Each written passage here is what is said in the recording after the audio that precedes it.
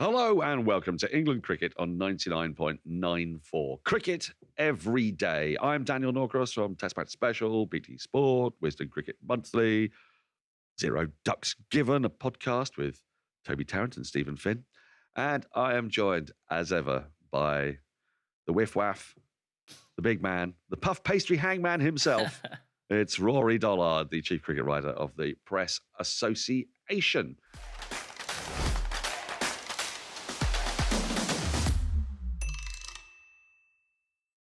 England Cricket on 99.94 is your new home for England cricket content, and we will be dropping into your podcast feed or on YouTube or the 99.94 app 3 times every week. Thanks for joining Cricket's Conversation. Today, we are going to be discussing England's first T20 out of 7 against Pakistan on that historic first tour for 17 years. We'll be looking at the announcement of the Ashes venues, and both men's and women's 2 series are going to be squeezed into a pretty short time frame. And we will also be casting our eye over a pretty poor start to England's women's ODI series against India. They've lost 2 out of the first 3. They can't win the series, but they've got a big match coming up at Lord's on Saturday. So, Rory, let's begin with that match in Karachi. Before we start, I do have to ask you actually about. Yeah. I've looked into this Zero Ducks Given podcast that you talk about, and it seems that you host it with Stephen Finn. Are you going to have to cancel that if he becomes England's new selector? Has he given you the info? Well, it's a very, very good point. The official line is that he has no interest in the job whatsoever, and I think it was Tim Wigmore who wrote the article. No, there's going to be no Finney for England. Certainly not yet. Apart from anything else, you can't keep playing for Sussex and be a selector. Well, and most of his best mates are still playing in the game. Well, the only thing is, for Stephen Finn, is if he does become the new national selector and he wants to continue being a player, he could just pick himself for England. That'd be best case all around, wouldn't it? Yeah. Well, I don't know. I don't know how much he really wants to go and play a Test match cricket for England. Yeah, he watched the Ashes as well, the occasional T20. Yeah. Yeah. Cool. Yeah, okay, we can knock that one on the head then. That one's gone. Okay.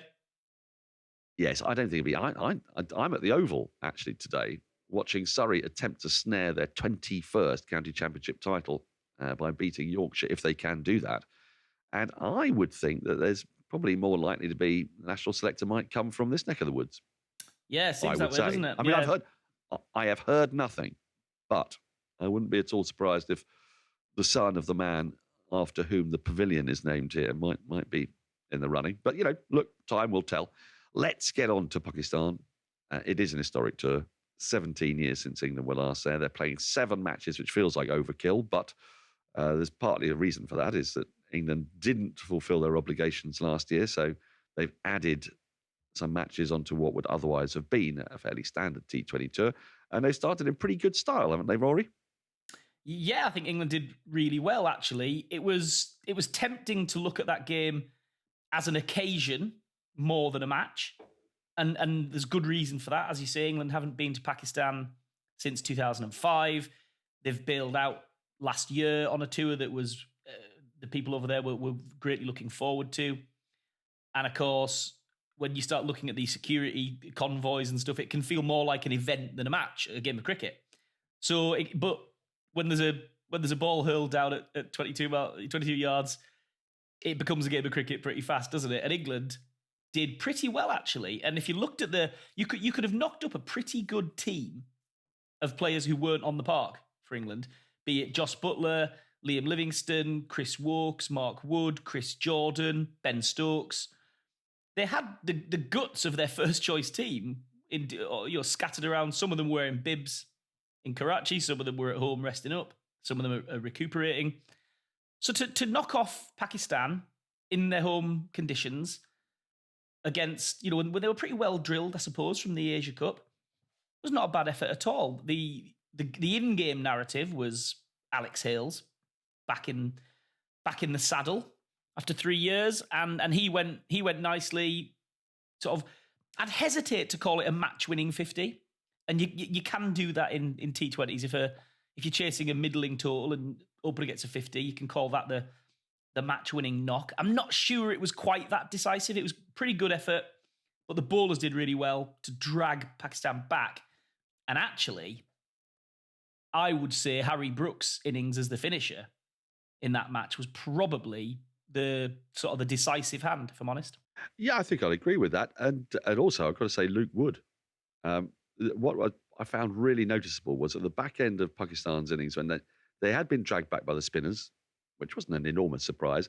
They got off to a flyer with Babar Azam and Mohammad Rizwan at the top of the order against David Willey predominantly. But England's two other left armers, you're going with three left armers in this game, Sam Curran and Luke Wood. I think what I found particularly gratifying was that both of them conceded a 6 off the first ball of their last overs. And Pakistan could actually quite easily have made it to about 170, 175, especially the way those overs panned out. But they both came back in those overs, both picked up wickets in those overs, both bowled dot balls, no more boundaries were bowled off those overs. That showed fantastic game awareness, it seemed to me, that they were in a situation where they were under pressure, where having dragged Pakistan back, it could so easily, and 175 would have been, I think, a tough task. But Luke Wood especially, we come to expect it from Sam Curran. He's been around a very long time. He's played a lot of high-level T20 cricket, not just for and still England, doing but in his the GCSEs, IPL, of course, as well. So amazing that still he's... angrily, don't forget, comes snarling in when he comes to do his geography GCSE. He does. And yet they showed great composure. And Luke Wood, some serious speed as well. I mean, I've been watching him for the last couple of years, wondering why people haven't been talking about him. I think it's marvellous that he's got into that England setup, picked up 3 wickets on debut, didn't look at all phased. Yeah, and the first one was a proper one for the family album. It was, round the wicket, knock the pole flying out of the ground. If you're going to open your account, that's the way to do it. And he, I suppose he is something of a success for the 100. We said a few weeks ago that maybe this year's 100 hadn't thrown up a big England candidate, a really overwhelming one like Liam Livingstone last year, perhaps. But Luke Wood was a regular, consistent, strong performer. He's got his shot largely through injuries and unavailability. And at first time of asking, really nicely. And he's bowled at tricky periods. He's bowled up at the top against the numbers 1 and 3 in the world. And then he's come back at the end in a period where England seamers haven't been doing fantastically well at the death, sort of over the last 12 months, say. And he's given himself a shot. I couldn't agree more. And I think it's bowling where England have got way more headaches, isn't it? Going into an Australian World T20 with so many of their bowlers. We've discussed it on previous podcasts. I don't think I've ever seen a squad selected with so many caveats, so many uncertainties. Held together by sellotape, isn't it? Well, sellotape, duct tape, masking tape, and Blue in tack. the case of We'll Tim take sponsors from anywhere, won't we? toe. Yeah, super glue, I think, is in there as well. So yes, I mean that has been tremendous. But they do also have an issue at the top of the order, and they have called for Alex Hales, and that 50 was, I thought, a very well judged 50. I agree with you, actually. I don't think it was match winning. I think there were other factors involved, not least the bowling and Harry Brook at the end. But, I thought he showed a fair bit of composure there. There could have been a sort of saber-rattling, angry, screw you type 50, where he tries to smash everything out of the park. But actually, he gauged what was required. It was a relatively modest total. Not super modest, but, it didn't require him to go berserk. And he played the match situation really well, like he'd never been away. Yeah, and I think he was dropped on 28, and that would have been a pretty inconsequential knock probably.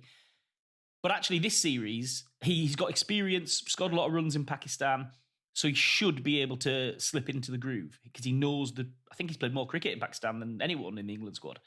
But I suppose the feeling is that actually Alex Hales might really, really come into his own in Australia, and his ability to hit hard square on both sides of the wicket, that could be the thing where he comes into his own. So if he can sort of get through this 7-match series with his place sewn up, England might be really hoping to see him fly come tournament time. Well, there are 6 more matches, and there's every chance that he's going to play, I would think, possibly even all of them. So he's got a really good chance to stake his claim to that spot. He's done enough sitting on the sidelines, hasn't he? Oh, yeah.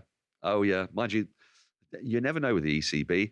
this round of county championship matches, Jack Leach is not playing. He had about 2 overs in the previous test match. There's also no sign of Joe Root. But I am delighted to say, because I'm recording today from the Oval, where Surrey are making their assault on that 21st County Championship title, that Ollie Pope and Ben Folkes are both playing. And at this very moment, Surrey have just picked up a 5th Yorkshire wicket. So things are going very nicely there. Now then, you are listening to Cricket's Conversation on 99.94. Whatever your team, we have the show for you on podcast, YouTube, or on the 99.94 app. We have India, we have England, South Africa, West Indies, and now Sri Lanka covered. If you want to find us, the best way is to follow us on social media at 9994DM by downloading the 9994 app or Google 99.94 on podcasts. We speak the language of cricket. Rory, and what I next want to dwell on is the announcement of the Ashes venues for both women and for the men. We had an idea, didn't we, that the women's matches were going to be sent out to larger grounds. Taunton still gets a bit of a look in. I think Bristol still has a look in, but the headlines are like T20 matches at the Oval. Mm-hmm. And England women's T20 match at the Oval, and a 5-day test match. Praise be at last. When England's men play a 4-day game against Ireland, the women are playing a 5-day match against Australia. Yeah. So the idea that they would get into some bigger venues, as well as the Oval, they're playing T20s at Lords and Edgbaston, first time, all good news. But I think the unexpected part was I don't know that people were thinking this 5-day test was going to become a reality, because we are, how many, 5-6 months on from the ICC chair, Greg Barclay, saying that he couldn't envisage women's test matches evolving. He didn't think they were a part of the landscape to any great degree. And that did cause some frustration and annoyance, I think. But to go from the ICC chair saying that a few months ago in the Lord's press box to England and Australia agreeing a 5-day test match, it's fantastic. So it's the first one ever in England. They've played one before in 1992 in Sydney, which when you top up the rain and the number of overs bowled, it was more like a 2.5-day match, so it doesn't quite count. So, when you look at some of the recent test matches that England have been involved in, almost all of them have flirted at the idea of getting to a big conclusion, a big result, and just fallen short of time. A little bit of rain come out of the game just makes it hard.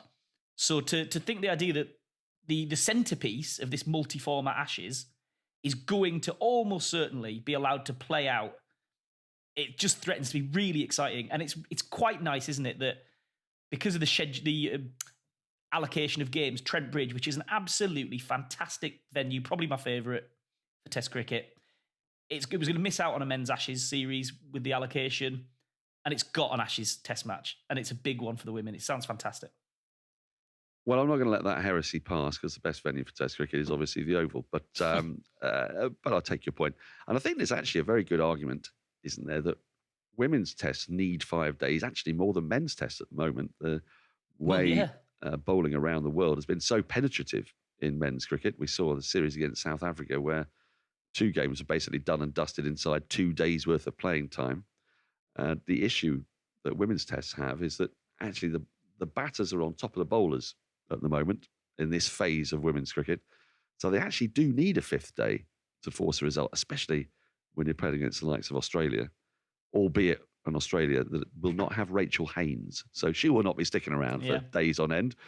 But look, it makes an enormous amount of sense. But where do you stand, though, on how the other venues like Worcester, Hove, Northampton, Chelmsford, for example, that have been long-time supporters of women's cricket, how do you feel about the fact that, they will not be getting games? Is this just the way the cookie crumbles? Are they victims, if you like, of their own success and women's cricket success? Is this the right thing to do? I suppose only time will tell, but playing out in those big venues, they've got to get enough bums on seats, haven't they? They do, and I don't see any reason why they shouldn't. I think the idea that you should in perpetuity play at the same grounds because it has worked is not really, it doesn't really hold a lot of water. I interviewed Heather Knight about the announcement and about the bigger grounds, the 5-day test, and I just would like to read you a little bit what she said. If anyone's wondering, Oh, yes. if it's the right decision or if this thing is a good idea. And so she said, I'll just read out to you, I'm so happy. I've been banging the drum for 5 days for a long time. It's a special moment.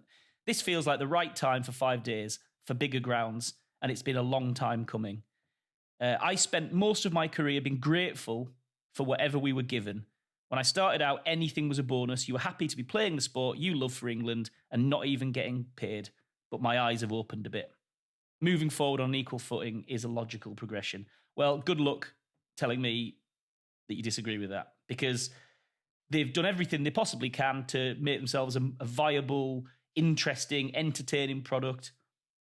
And, with that being done and that being said, open the doors, open the gates, let's see what they can do. Because we saw in Australia with the World T20 what you can do with a bit of a bigger stage. And I really do get the feeling that because that first Ashes test, the women's test, sits in between tests 1 and 2 in the men's Ashes, I just think it could really get momentum and snowball. Could be great.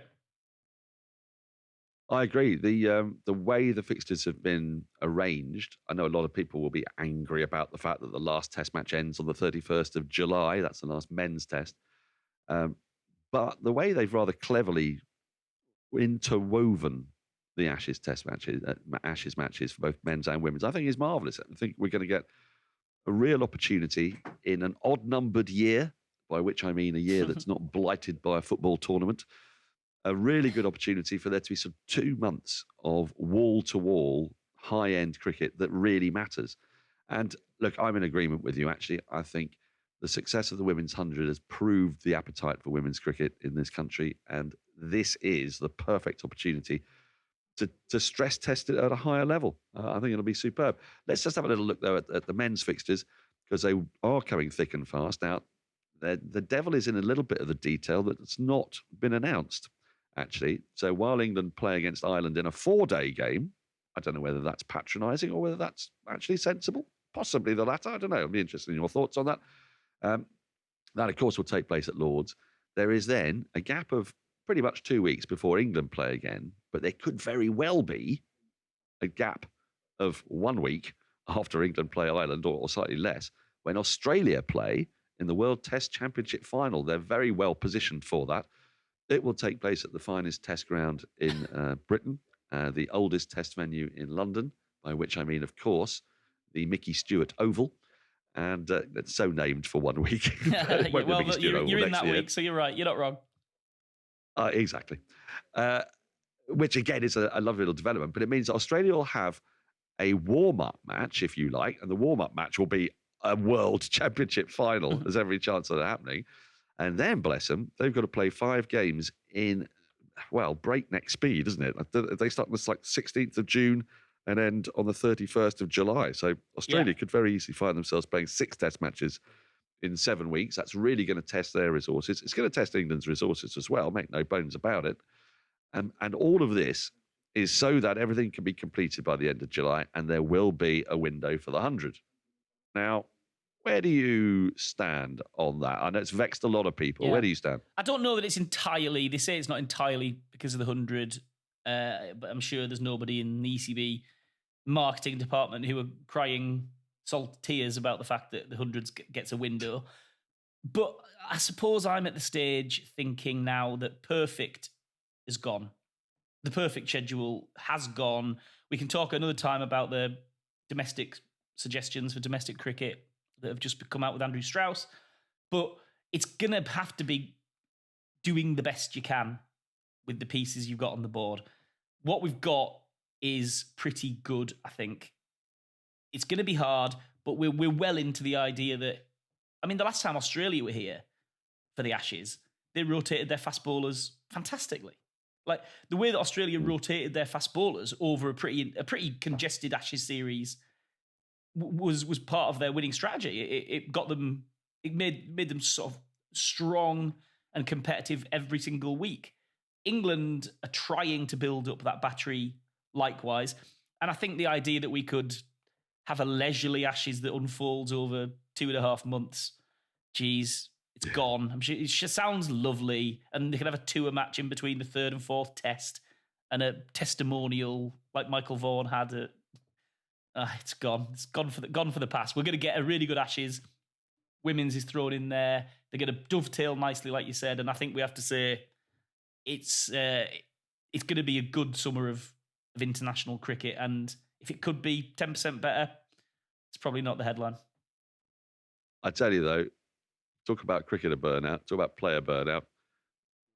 When we get together for a drink on the 31st of July next year, we will have lost a stone in weight. We will be wizened. We'll have aged 10 years. Will someone spare a thought for the broadcasters and the writers? Now then, if you love the language of cricket and want more, then head over to the 99.94 app and you can hear all our podcasts and cricket commentary. We're adding new shows all the time and covering cricket series from all over the world. Be the first to hear all our announcements by following us on social media at 9994DM. Welcome to Cricket's Conversation. Rory, we're just going to play out today with some reflections on England's women. We've talked a lot about them and the opportunities they have next year in the Ashes, but my word, they've made a wretched start to their 3-match ODI series against India, and there are mitigating circumstances. They're missing their captain, Heather Knight, who has been captain for a long time now and is a really significant, important player, both on and off the pitch.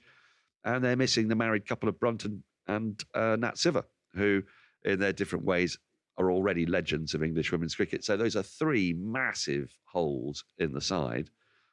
But at the same time, a bit disappointed to see the way they capitulated first at Hove, just didn't get enough runs on the board, and then secondly at Canterbury, when Harmanpreet Kaur played an innings of majestic and sublime brilliance, but really exposed, I guess, England's next generation. They're inexperienced and they looked a bit frail, I thought. Yeah, I think, you say it's a bad start to the series. Well, the series is gone. 2-0, 1 to play. They have a big, it's their first, the final match of the series is their first visit to Lord's since the World Cup final of 17. And it's a bit of a bust because the series is gone. If they could have taken that as a decider, last international fixture of the English summer, series up for grabs, it could have been a real nice one, that. And it's unfortunately going to fall a little bit flatter than that because the series has gone. Having said that, I cannot help but think that Freya Kemp, Lauren Bell, people like that are going to be better for being on the wrong end of Harmanpreet Kaur and Smriti Mandana these last few days, because there's one thing earning your shot and earning the right to get there, but being out there and finding life a little bit trickier than you thought it might be can be more useful. And looking at their figures from the second game, Lauren Bell was 10 overs, 1 for 79. Freya Kemp, 10 overs, 1 for 82. They're pretty brutal numbers. But, make no mistake, those are the players who are going to be carrying England forward in the coming years. And that's the standard. They need to know that, and now they do. So they are, as well as, I think it's in terms of mitigation, as well as the players who are absent, these players are trucking on. They're still here. And we have talked before about the intense loads that they've put in. They've had a Commonwealth Games, which was an extra thing thrown in straight into the 100. They did a lot of bubbles.